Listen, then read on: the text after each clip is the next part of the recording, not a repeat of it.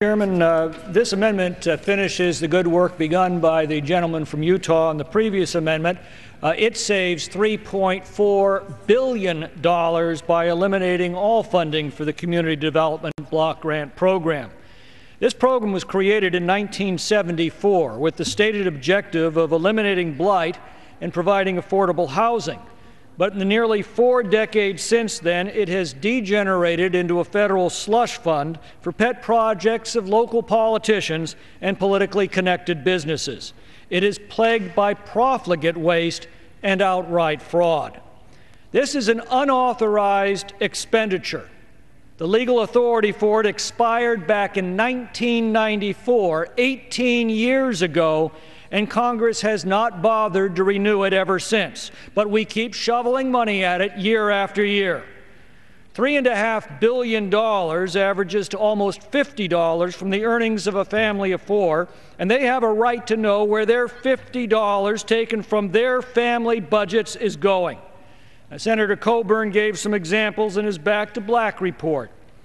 Summit County, Ohio, spent $100,000 of CDBG funds to create a doggy daycare and kennel last year, and Nyack, New York, directed $10,000 of CDBG funds to Amazing Grace Circus Incorporated in 2009 to put on a day at the circus. CDBG funds are being spent creating a hip atmosphere for employees of an LA architectural firm, providing decorative sidewalks in a wealthy Virginia community, and upgrading Victorian cottages in Alabama. Indeed, some communities use these funds to pay off federal loans they've taken out on projects that are now defaulting because they've utterly failed to produce all of the benefits they promised. Now, even in the best of circumstances, these are all projects that exclusively benefit local communities or private interests and ought to be paid for exclusively by those local communities or private interests.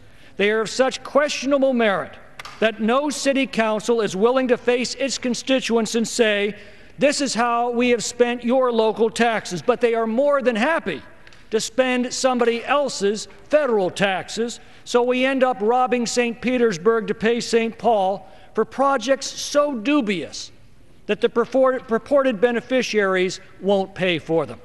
And that's all before we discuss the realm of fraud.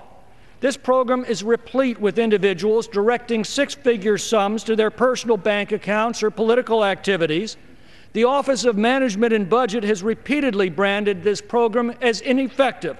That's its official designation for government programs that cannot ascertain how their funds are spent.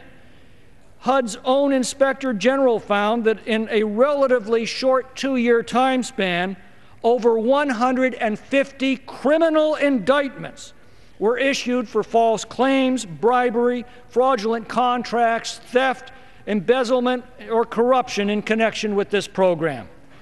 This is a slush fund that cries for abolition, and it should be one of the very first places we look to bring spending under control and stop wasting our constituents' money.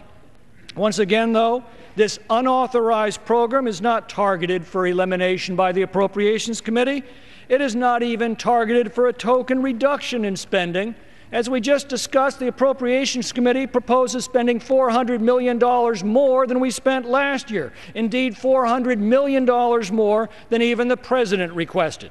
Now, let's be very clear on this. The House Appropriations Committee, with a Republican majority that has a clear mandate to stop wasting money, is about to appropriate $400 million more than requested by the most spendthrift administration in our nation's history, on a program with no federal nexus, with a sullied history of fraud, and that funds the most unworthy of local projects and special interest handouts.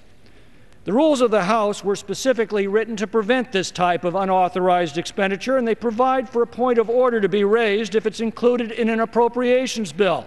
That is exactly what we have here. But alas, that rule is routinely waived when these measures are brought to the floor, making this amendment necessary. Madam Chairwoman, this is another critical test of the Republican majority's intention to stand by the promises it made to the American people in the most dangerous fiscal crisis in our nation's history. I pray that we rise to the occasion, and I yield back.